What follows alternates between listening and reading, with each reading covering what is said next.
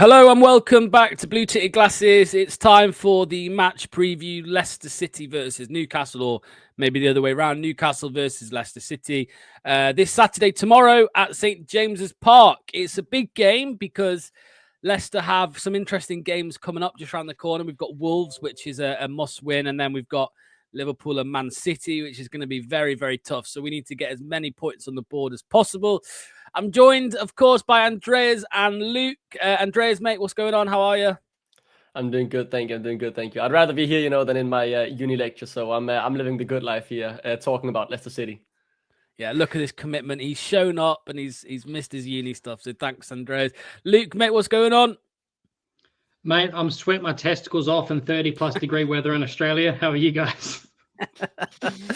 I'm freezing my tits off, mate. Yeah, it's freezing over here. I'm sure it is where Andreas is as well. Yeah, Christmas is just around the corner, so things are very, very cold. But anyway, right, going into this game, we've just come off the back of a 2-2 draw with Brighton, 1 point extra on the board after that one. Before we get into Newcastle, mate, Luke, what a game that was. Unbeaten under Ruud van Nistelrooy. Has that given you a little bit of confidence going into the Newcastle one? Because I imagine under Cooper, you wouldn't be looking forward to this away day at Newcastle.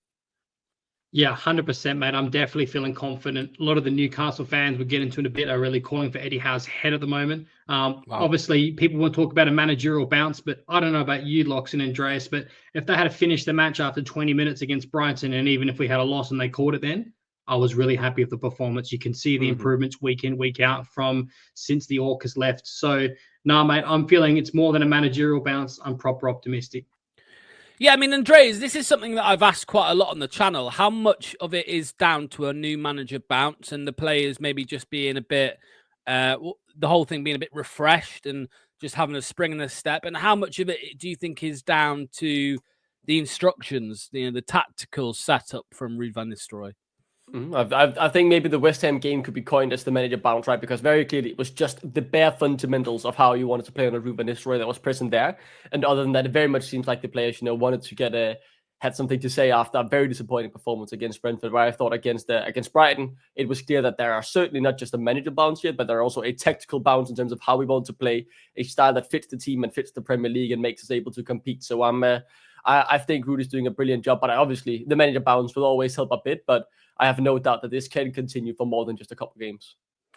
Lovely stuff. Well, before we talk about Newcastle and Leicester, I asked Pete from Loaded Mag NUFC to have his say on the game and what he thought going into this one. So I'll play that clip now and then we can discuss it afterwards. So it's Loaded Mag NUFC and their link is in the description as well.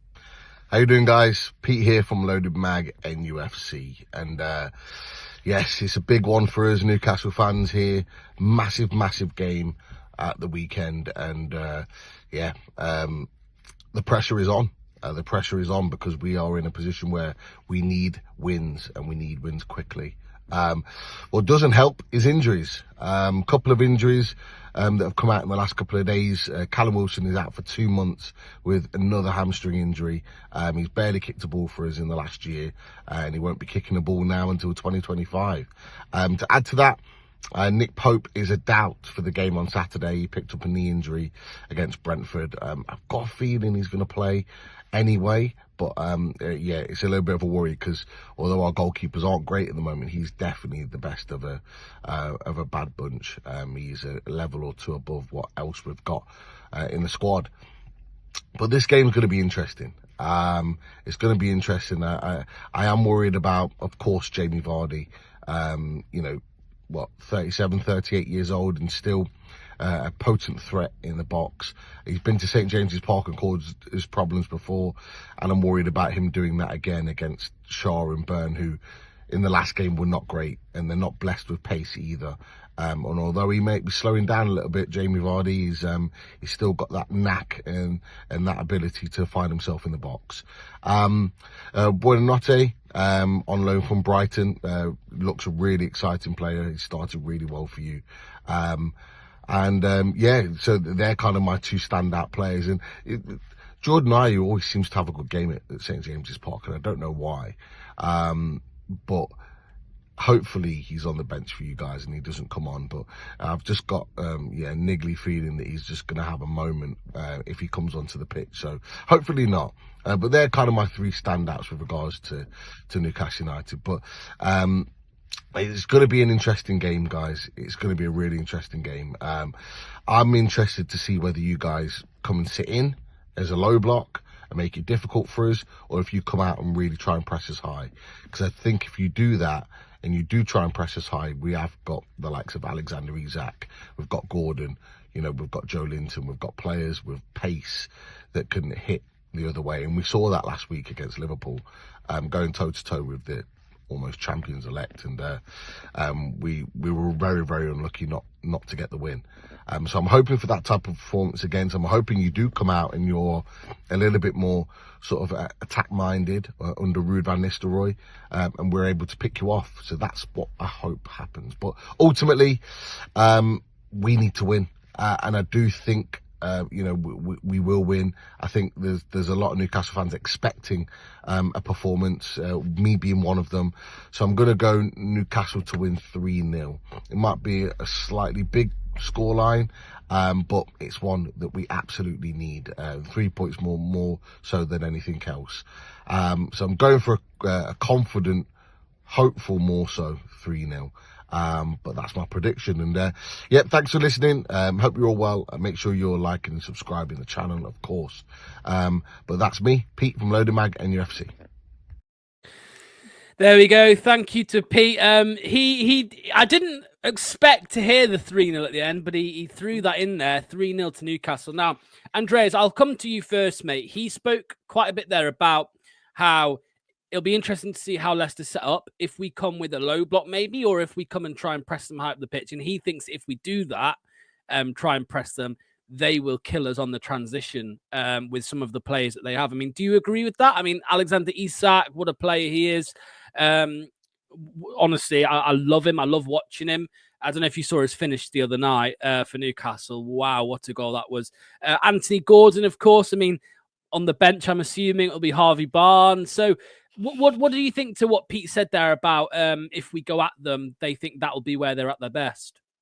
Yeah, I can certainly see what you mean, right? If there's space left in behind Vestergaard and Cody, all of a sudden, someone like Isak could end up having a bit of a field day. I think if we do that, our fullbacks will certainly have their work cut out for them, because they're the ones with the pace who can realistically try and keep up with them in a duel. But I think Ruud is smart enough to not be that hopeful of just going toe for toe or man for man. You could say I'd rather see us sit more low, play for a chance, because St. James's Park is by no means an easy feat to come to. But I will say, if there is a time to beat Newcastle away, it is this, right? When Luke was saying people are calling for Eddie Howe, said they've had some good performances lately against Liverpool at home, but they've also had some horrible performances. I think it was against Bournemouth, I believe. They barely created any chances really in that whole game. So I think if there is a time to beat them, it's now, but we are still underdogs. I want to make that very clear.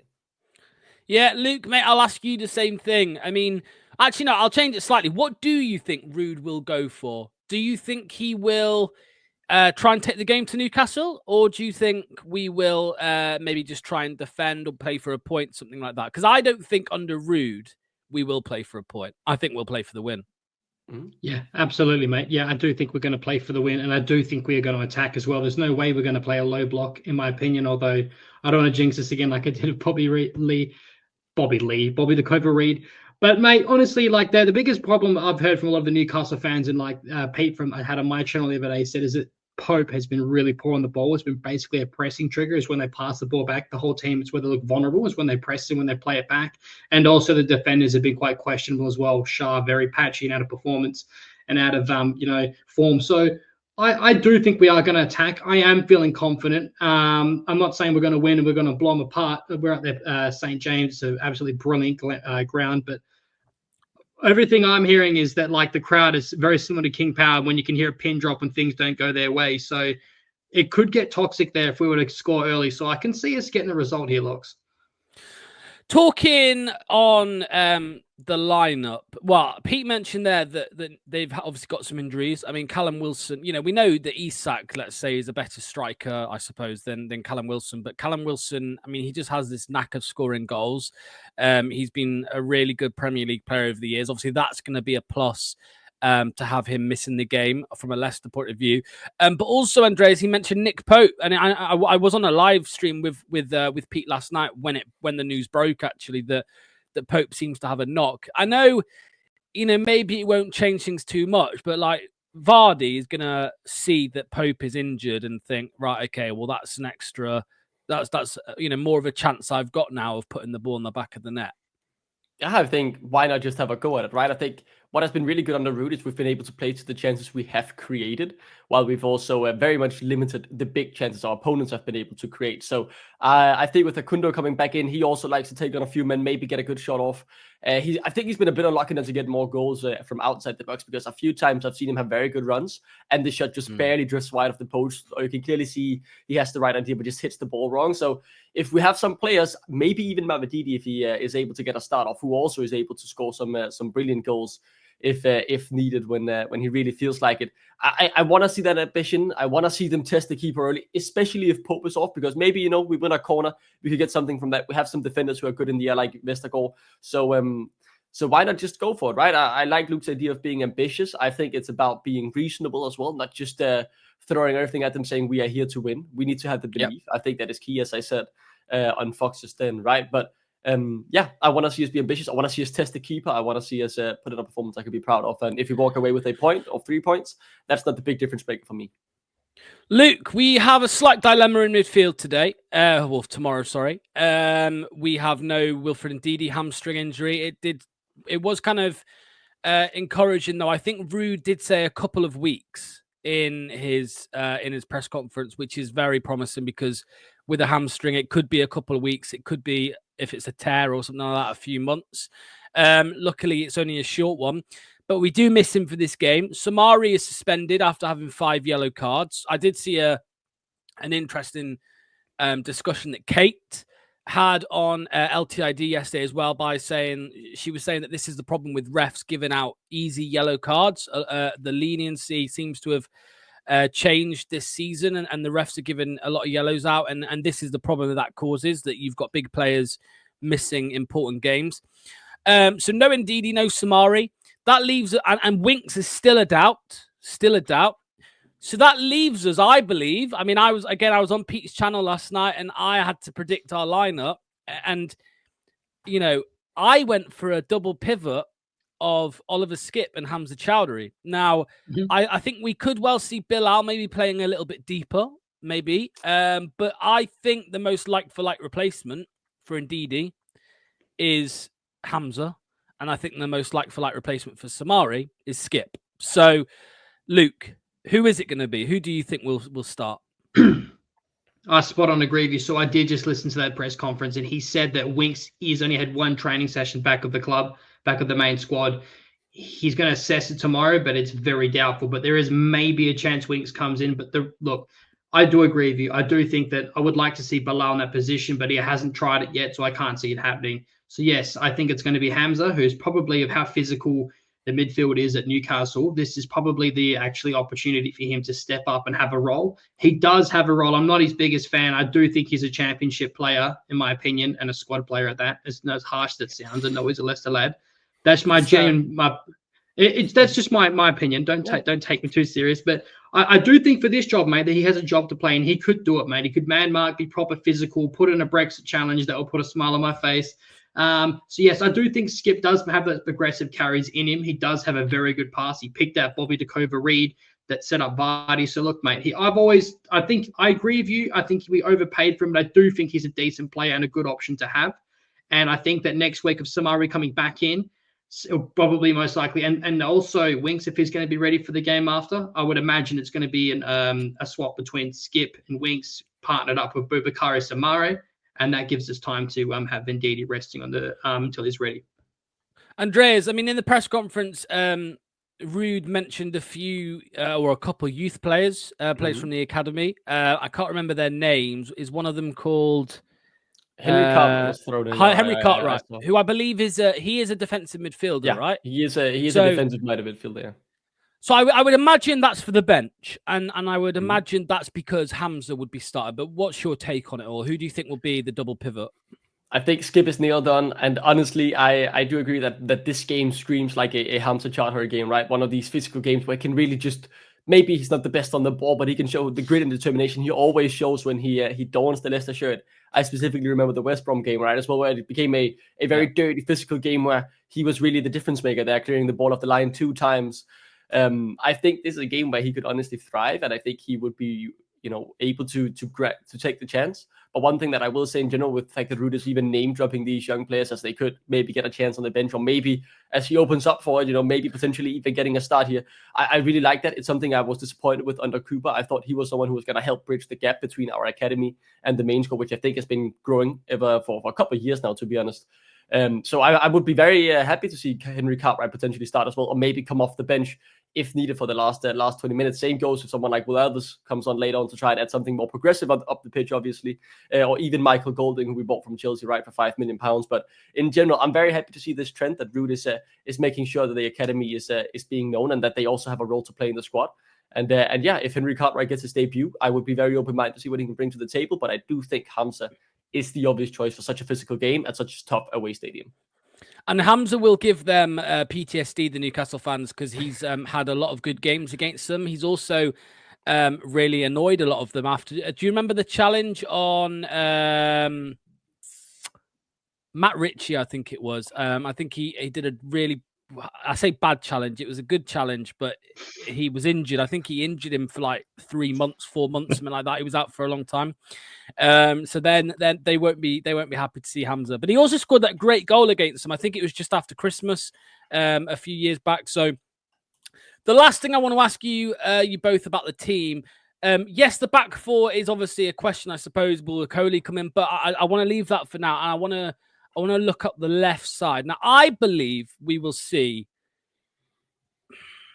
Buonanotte off the right, Bilal in the 10, and Mavididi off the left. Now, that's what I think we'll see, because I think he made a good impact against Brighton when he came off, Mavididi, when he came off the bench. I think he did well. There's still some question marks, maybe around fitness and things like that. But that's the 3 I think we'll see behind Vardy. So again, I'll come to you, Luke. Which 3 do you think are you expecting to see? I think that we're pretty much going to see a complete unchanged starting 11, other than Hamza Chowdhury. I completely agree with you. I do think we're going to see Buonanotte on the right. I don't think we're going to see McAteer again, or maybe even Bobby Jacoba-Reid. The only thing I'll leave with it to close it out is I still worry about the right-hand side. I know Buonanotte can play it, but he's not an out-and-out right winger that's going to stretch the pitch. So if he does drift in, I hope Bilal, who has been proper mobile and is all over the place, which is good. He wants to be on the ball, he's confident.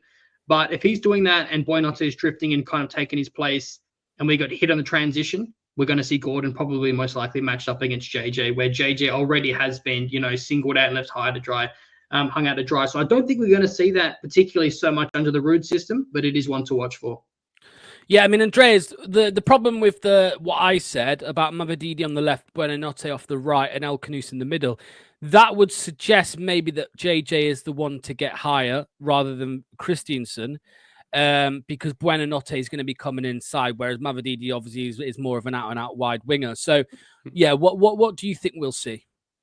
Yeah, I think I'm very interested in seeing what Ruud will do, right? Because I really like your idea, and I think it could work. I really want to see this Mavididi and Christiansen partnership flourish, but that requires Mavididi to be able to cut inside on his preferred right foot and maybe even threaten the shots, right? And if on the other side you have another inside forward or who's trying to cut inside, it will be hard to pull off. I'm gonna be honest here. I wouldn't be surprised. I think Mavididi starting is I'm not gonna say a pipe dream, even though I really want him to start. I think he earned it, and I think he could do well in this game.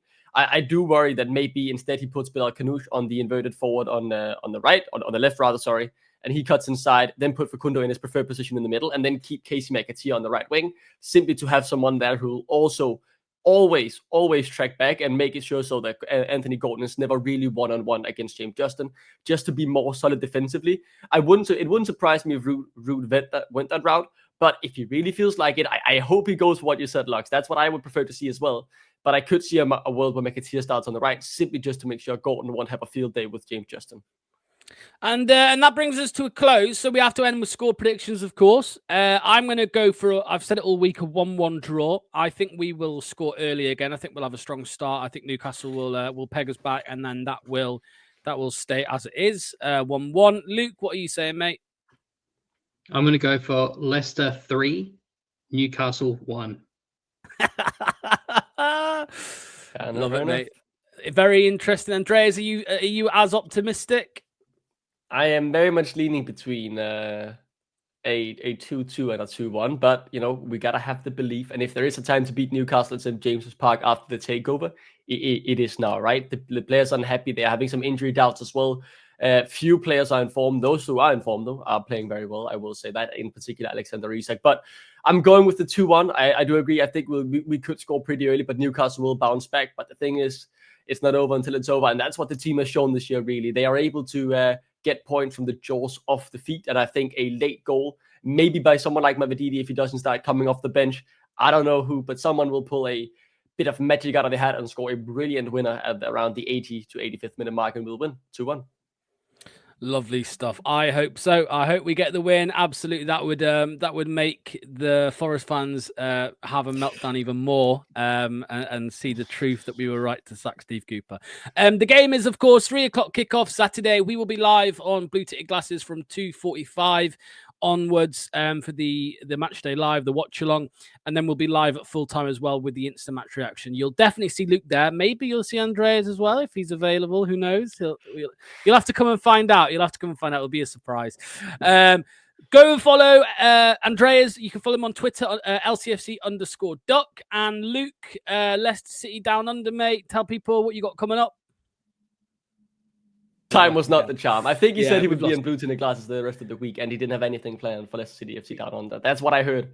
But I will say that was from the other side of the world with a poor internet connection. So it could have been anything, really. Yeah. Well, Leicester City Down Under, go and subscribe to him. And of course, like he said, he'll be on Blue Ticket Glasses a lot over the weekend. So thanks to Luke. Thanks to you, Andreas, as well, mate. Much appreciated. And we'll see you very soon on Blue Tinted Glasses.